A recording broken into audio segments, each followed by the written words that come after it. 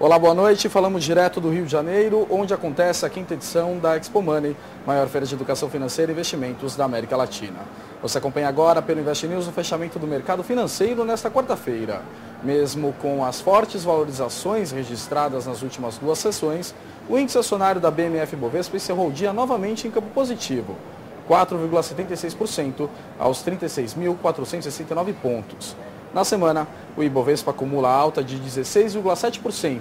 Mais uma vez, o movimento foi ajudado pela alta dos papéis ligados às commodities, além do forte avanço das ações do setor bancário. O giro financeiro somou quase 5 bilhões de reais.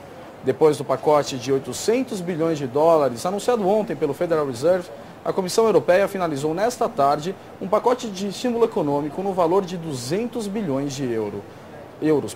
A proposta deve ser avaliada pelos chefes de Estado e de governo europeus durante uma cúpula que será realizada nos dias 11 e 12 de dezembro em Bruxelas.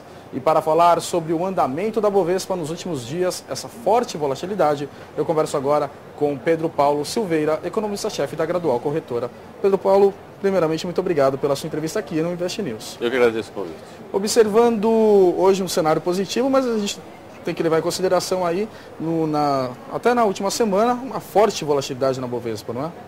Eu acho que essa é uma tendência que tá dada por um bom período, né? Como você colocou no começo da matéria, a Comissão Europeia está anunciando um pacote de resgate da economia, mais um pacote, depois de alguns trilhões de pacotes que nós tivemos no mundo, mais um pacote de cerca de 200 bilhões de euros, para ajudar em alguns aspectos na parte de financiamento ao consumo.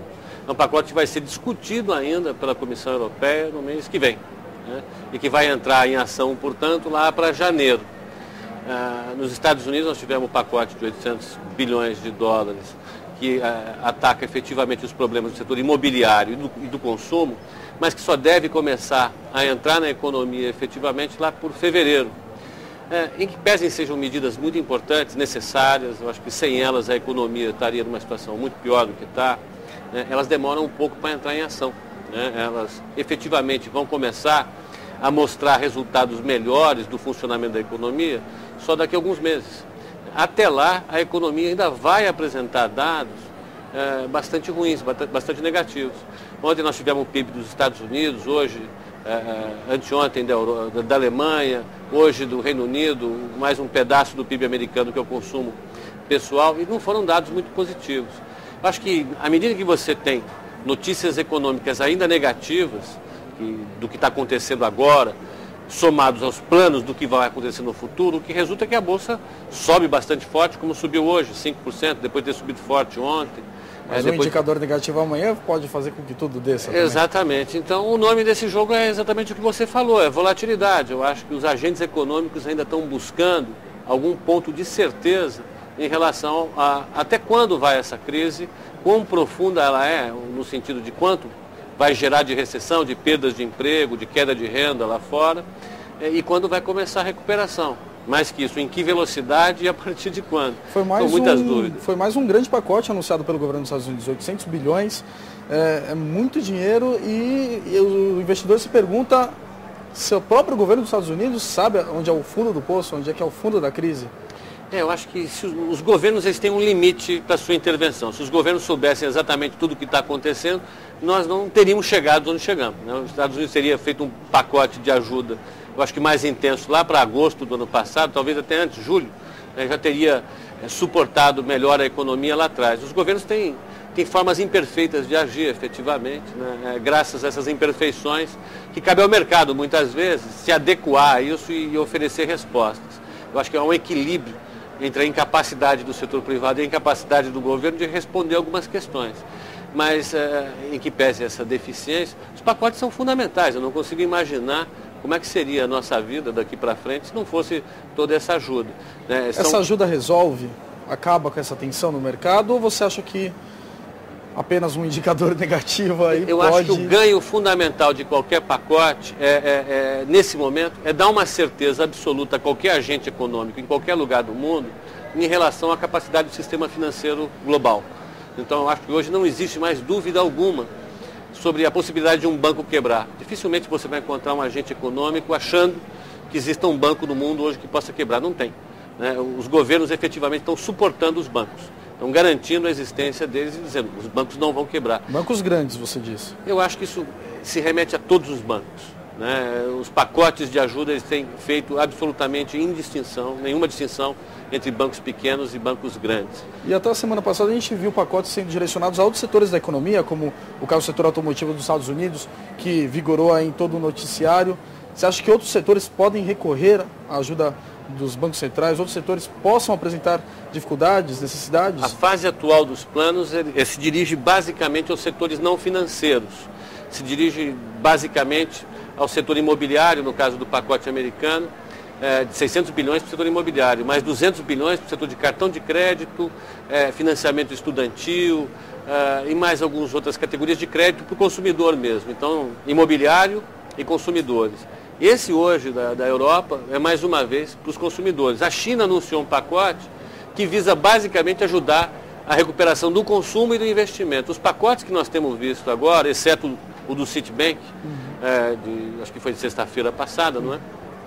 Os pacotes atuais eles estão direcionados já não só para os bancos, mas para os consumidores finais do crédito, que são as famílias e as empresas.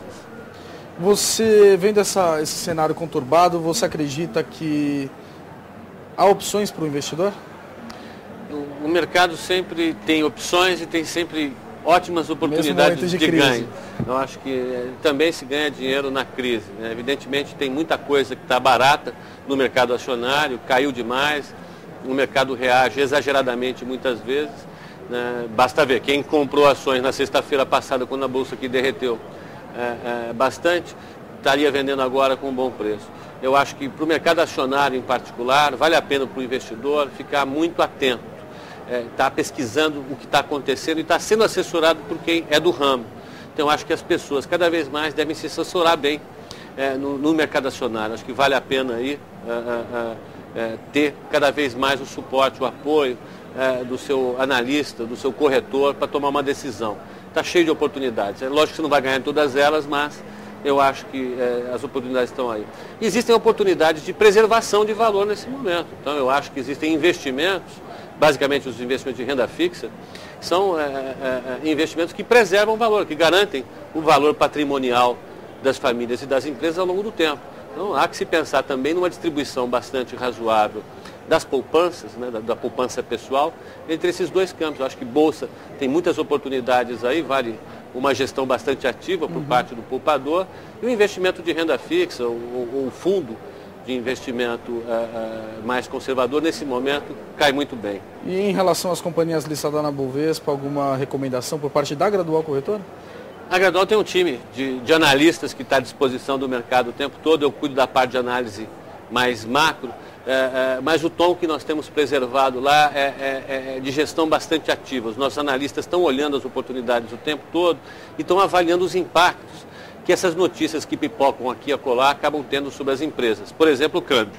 Cada vez que o câmbio sobe, a nossa recomendação para algumas empresas piora, porque essas empresas têm dívida em dólar. Até mesmo a questão das commodities. Exatamente, as commodities dão uma recuperada na semana. Vamos pensar de novo em algumas empresas ligadas a isso.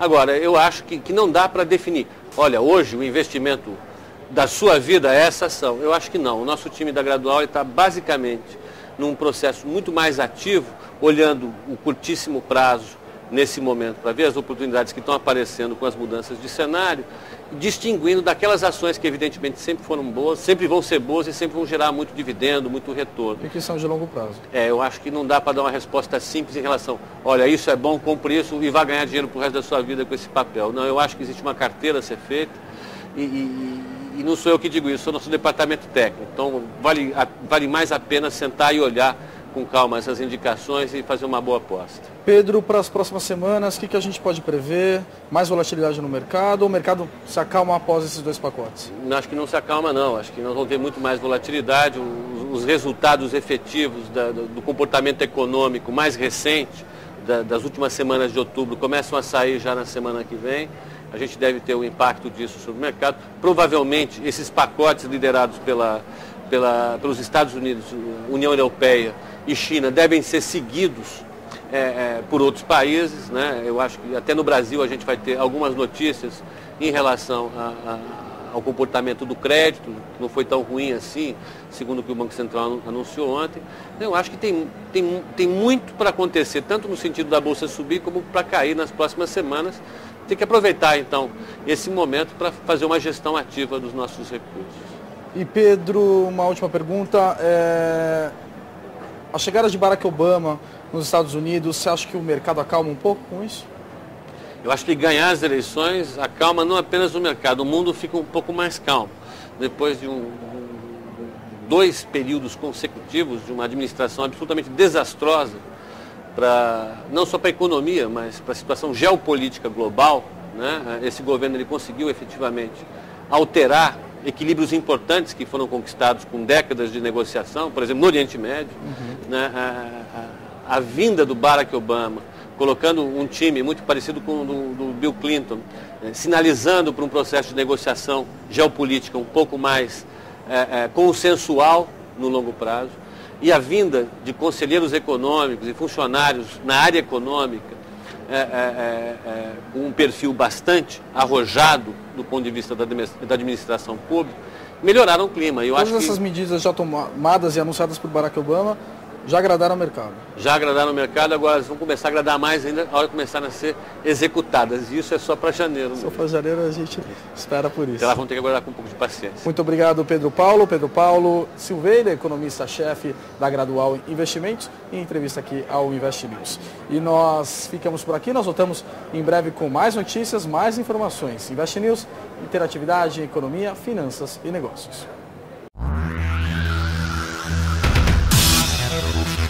Thank you.